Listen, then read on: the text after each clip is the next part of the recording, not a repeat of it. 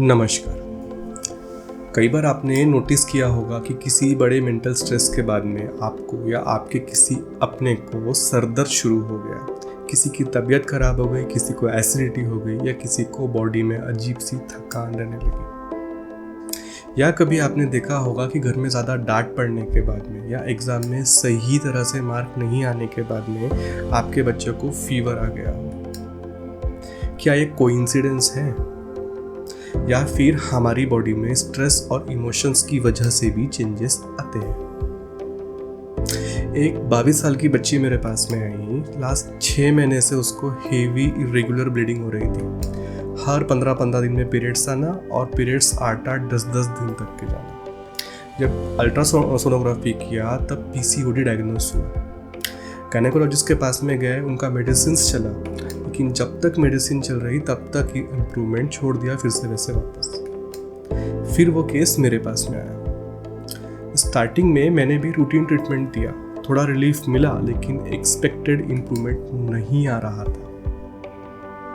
फिर मैंने वो केस दोबारा डिटेल में लिया। फिर मैंने उससे पूछा कि जब ये प्रॉब्लम शुरू हुई उस टाइम पे कोई स्ट्रेस चल रहा था या लास्ट 6 महीने से लाइफ में कोई मेजर स्ट्रेस चल रहा है। तो पहले तो वो हेजिटेट हुई, फिर उसने बताया कि उसने एक गलती करी थी जिसकी वजह से उसकी मदर ने उससे बात करना ही बंद कर दिया था, और इसी स्ट्रेस की वजह से उसकी रातों की नींद खराब हो चुकी थी, वो सो भी नहीं पा रही थी। उसके बाद मैंने उसकी इमोशनल स्टेट को ध्यान में रखते हुए ट्रीटमेंट प्लान चेंज किया और धीरे धीरे इम्प्रूवमेंट स्टार्ट हुआ। ब्लीडिंग कंट्रोल हुई और पीरियड्स रेगुलर होने लगे। अब इसका मतलब ये नहीं है कि उसका स्ट्रेस डायरेक्टली उसकी डिसीज बन गया, लेकिन साइंस डेफिनेटली ये सजेस्ट करती है कि क्रोनिक इमोशनल स्ट्रेस हमारी बॉडी को डीपली अफेक्ट करता है। और इसी कनेक्शन की स्टडी करने के लिए एक फील्ड बनी है जिसे हम कहते हैं साइको न्यूरो इम्यूनोलॉजी। नाम मुश्किल है लेकिन इसका कंसेप्ट बहुत सिंपल है। मैं हूँ doctor Shadab Khan, MD homeopath, और मैं आज आपको स्टेप बाय स्टेप एक्सप्लेन करूँगा कि बॉडी और इमोशंस का क्या कनेक्शन है और साइंस क्या कहती है। ये वीडियो पूरा देखना आपके लिए बहुत ज़रूरी है कि कैसे स्ट्रेस और आपके डिसीज़ के बीच में रिलेशन हो सकता है, और जो स्ट्रेस हम डेली इग्नोर कर देते हैं बॉडी उसे याद रखती है और बॉडी किस तरह से रिएक्ट करती है।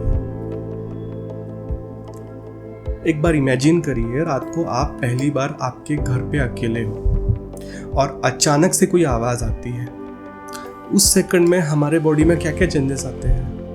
एकदम से दिल की धड़कन बढ़ जाती है, आंखें फैल जाती है, मसल टाइट हो जाती है और ब्रीदिंग फास्ट हो जाती है। और ये सब चीज़ें ऑटोमेटिक होता है, हमें पता भी नहीं चलता। क्यों होता है ये? देखिए, हमारे ब्रेन में एक पार्ट होता है जिसे हम कहते हैं अमिगडाल। ये डेंजर सिग्नल सेंस करता है। जैसे इसने सेंस किया कि हमारी बॉडी को डेंजर है तो ये हमारे ब्लड में कॉर्टिसोल और एड्रेनलिन को रिलीज करता है और हमारी बॉडी एक सेकंड में फाइट या फ्लाइट रिस्पॉन्स में आ जाती है। इसका मतलब जब भी कोई डेंजर हमारी बॉडी को फील होता है तो हमारी बॉडी सोचती है कि एक तो फाइट करना है या तो फ्लाइट यानी भागना है। ये हमारी बॉडी का नॉर्मल सर्वाइवल रिस्पॉन्स है और ये नॉर्मल है और बहुत ज़रूरी भी है। लेकिन प्रॉब्लम कब आती है? प्रॉब्लम तब नहीं होती जब ये एक बार होता है। प्रॉब्लम तब होती है कि जब बॉडी ये स्टेट बार बार एक्सपीरियंस करती है। इमेजिन करिए एक इंसान जो डेली इमोशनल प्रेशर में जी रहा है। रिलेशनशिप का स्ट्रेस हो गया, फाइनेंशियल फियर हो गया, ऐसा गुस्सा हो गया जो उसने दबा के रखा हुआ है, या अनएक्सप्रेस्ड ग्रीफ हो गया, या फिर अकेलापन हो गया। देखिए, हमारे ब्रेन के लिए ये सभी डेंजर सिग्नल हो सकते हैं। That depend person to person. हमारा ब्रेन इमोशनल डेंजर और फिजिकल डेंजर में ज़्यादा फर्क नहीं करता। उसके लिए दोनों रिस्पॉन्स वही होंगे, वही कॉर्टिसोल रिलीज होगा और वही एड्रेनलिन रिलीज होगा, और हमारा नर्वस सिस्टम वैसे ही अलर्ट मोड में आ जाएगा। प्रॉब्लम कब आती है? जब ये पैटर्न कंटिन्यू दिन ब दिन होता है, महीने दर महीने होता है, मतलब कंटिन्यू स्ट्रेस रहेगा, कंटिन्यू ये चीज़ें चलते जाएगी, तो क्या होगा? हमारी बॉडी सिस्टम्स पे लोड बढ़ जाएगा।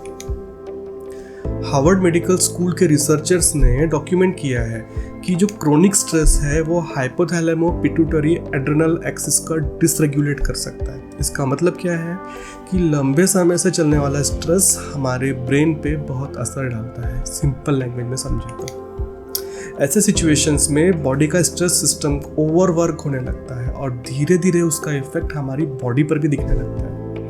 हमारी नींद डिस्टर्ब होने लगती है, हमारे डाइजेशन पे असर पड़ता है, हमारी बॉडी टायर्ड फील करती है, जिससे हमारी इम्यूनिटी वीक होती है और हमें और भी बीमारियां लग जाती हैं। 1975 में साइकोलॉजिस्ट रॉबर्ट अडेर और इम्यूनोलॉजिस्ट निकोलस कोहेन ने एक्सपेरिमेंट की। उन्होंने प्रूव किया कि नर्वस सिस्टम और इम्यून सिस्टम एक दूसरे से डायरेक्टली कम्युनिकेट करते हैं। देखिए, ये बहुत बड़ी इंपॉर्टेंट ऑब्जर्वेशन थी, क्योंकि तब तक साइंस मानती थी कि इम्यून सिस्टम एक अलग चीज़ है और हमारी बॉडी एक अलग। उन्होंने बताया कि ये दोनों कनेक्टेड है। बात आपको छोटी सी लग रही है, लेकिन इसी छोटी सी बात पे एक बहुत बड़ी फील्ड बनी जिसे हमने कहा साइको न्यूरो इम्यूनोलॉजी यानी PNI। साइको मतलब माइंड, न्यूरो मतलब नर्वस सिस्टम और इम्यूनोलॉजी मतलब इम्यूनिटी।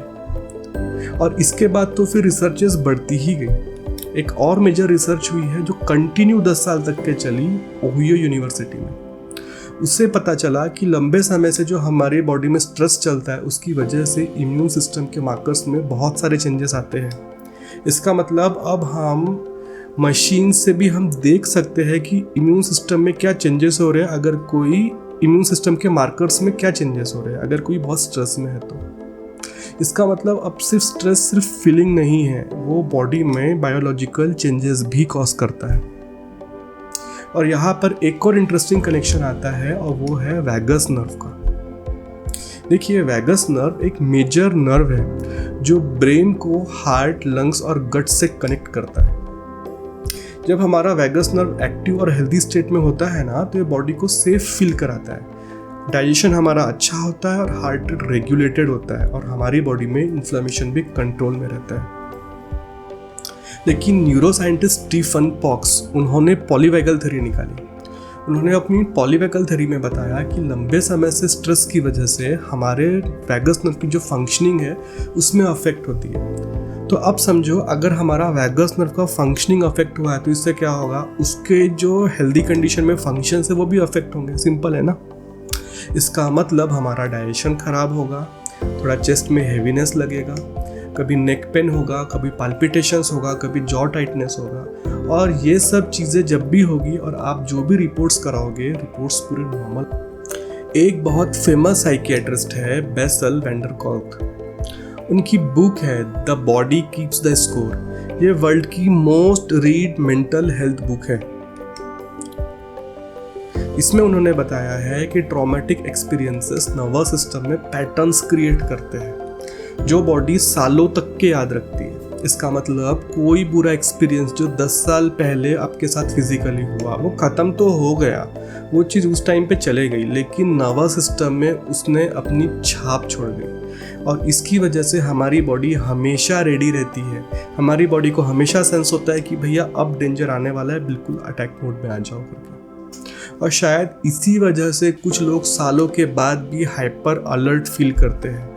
आपने देखा होगा ना, कोई थोड़े से में बहुत ज़्यादा पैनिक कर जाते हैं, कोई बहुत दूर दूर की सोचते हैं, या कोई थोड़ी सी भी बात में एकदम से घबरा जाते हैं या बिचक जाते हैं। या फिर कई बार हमें कई ऐसी डिसीजेस होती है कि जब रिपोर्ट सारी नॉर्मल होती है लेकिन हमें समझ में नहीं आता ये हुई कैसे। कई बार इसकी वजह भी यही होती है। लेकिन यहाँ एक चीज़ क्लियरली समझाना बहुत ज़रूरी है कि साइंस ये नहीं कहता कि इमोशंस मैजिकली ऑर्गन्स में स्टोर होते हैं, और ये भी नहीं कहता कि डिसीजेस का कॉज सिर्फ स्ट्रेस होता है। डिसीजेस हमेशा मल्टीफैक्टोरियल होती है, मतलब उसमें जेनेटिक्स भी आ गया, न्यूट्रिशन भी आ गया, लाइफस्टाइल भी आ गया, स्लीप भी आ गया, इम्यूनिटी भी आ गया। लेकिन इमोशनल स्ट्रेस भी एक बहुत बड़ी वजह है। देखिए, ये सब जो स्टडीज़ हुई है ना, ये 1970s के बाद हुई है और अभी भी इसमें कई सारी रिसर्चेस चल रही है। लेकिन यही सब चीज़ें होम्योपैथी में जब हम इसका फर्स्ट बुक आया, फर्स्ट एडिशन पब्लिश हुआ, 1810 में लगभग 200-220 साल पहले ऑर्गन ऑफ मेडिसिन नाम की बुक में ये उसमें उसी टाइम से लिखा हुआ था। उस बुक में क्लियरली लिखा हुआ था कि पुरानी बीमारियां सिर्फ फिजिकल लेवल पर नहीं होती, डिसीजेस सिर्फ फिजिकल लेवल पर नहीं होती, वो पेशेंट की मेंटल और इमोशनल स्टेट से भी डीपली कनेक्टेड होती है। हम होम्योपैथिक डॉक्टर इसे पिछले 200 सालों से फॉलो करते आए हैं। न जाने ऐसे कितने सारे केसेस हैं जहाँ पे हमने देखा हुआ है कि फिजिकल डिसीज के पीछे एक इमोशनल ट्रॉमा भी छुपा हुआ होता है। तो अब सवाल ये है कि सॉल्यूशन क्या है? सिर्फ ये बोल देने की स्ट्रेस कम करो या खुश रहो ना तो प्रैक्टिकल है और ना ही इससे हीलिंग हो सकती है। प्रॉब्लम को रूट से ठीक करने के लिए कम से कम आपको 2 स्टेप्स लेने बहुत ज़रूरी है। पहला स्टेप है अपने इमोशंस को सप्रेस करना बंद करें। बॉडी तब ज़्यादा रिएक्ट करती है जब हम इमोशंस को दबाते हैं।